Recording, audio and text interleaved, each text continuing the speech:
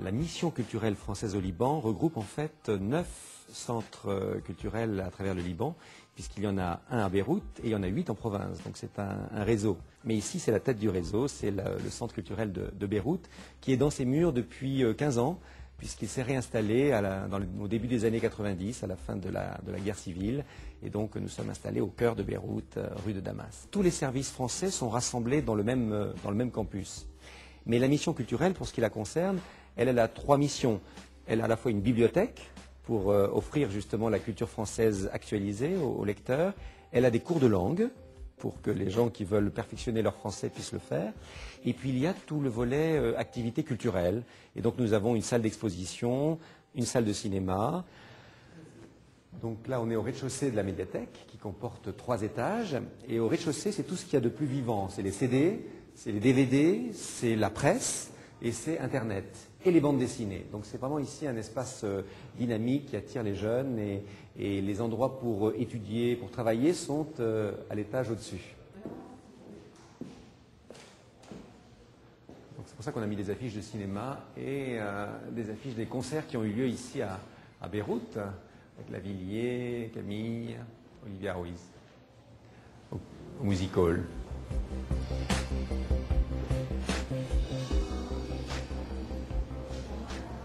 Donc ici, là, on est dans le cours des langues de la mission culturelle.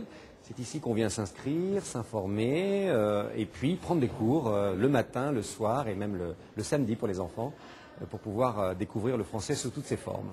Et aussi des cours d'été, puisque l'été, on accueille notamment les enfants pendant la session d'été. Nous avons des cours pour enfants à adultes. Tous les âges sont représentés, à tous les niveaux et à toutes les horaires. Tout le monde trouve son bonheur.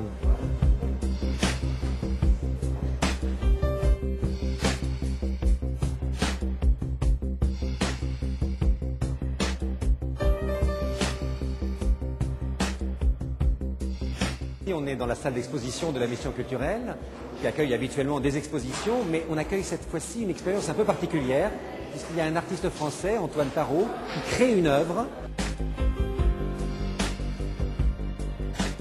Donc j'ai été invité ici au CCF pour monter une exposition sur un temps assez court, 3 semaines, 1 mois. Je suis fait livrer 1 tonne de terre à mon arrivée, et l'idée c'était de transformer la tonne justement en une sculpture. Donc l'idée pour moi c'était de faire une sorte de forme, une sorte de ruche, en tout cas une forme qui évoque du végétal.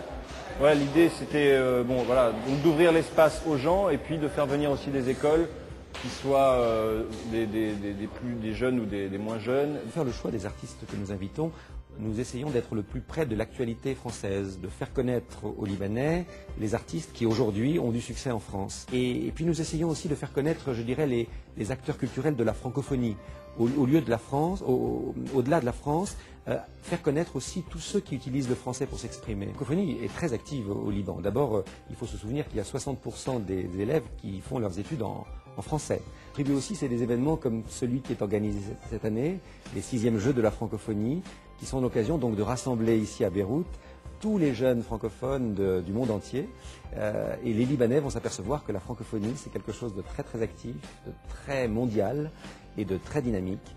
Et je crois que c'est un rendez-vous qui va compter beaucoup pour le développement de la francophonie au Liban. Et là aussi, ça va donner une belle image du Liban, d'un Liban justement qui se projette vers l'avenir, qui met en valeur sa jeunesse et qui sait faire parler à la fois la culture, le sport, le dialogue. Donc c'est, je crois, une très belle image pour le Liban et pour les Jeux aussi, qui sont très heureux d'être accueillis à Beyrouth en septembre prochain.